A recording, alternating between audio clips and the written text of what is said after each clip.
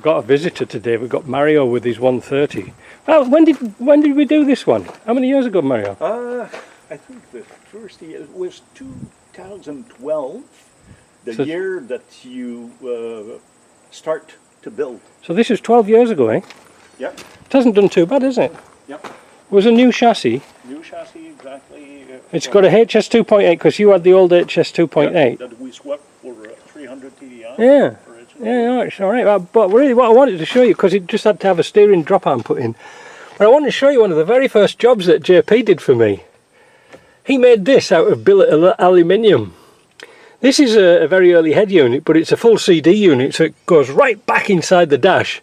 So we had to bring it out because we couldn't get it in.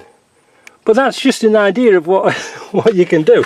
Nowadays, if we could just make that out of PVC, plastic, you know, or 3D printed, it would be brilliant, wouldn't it? We had it powder coated and it looks really the part, so I thought I'd just show you that.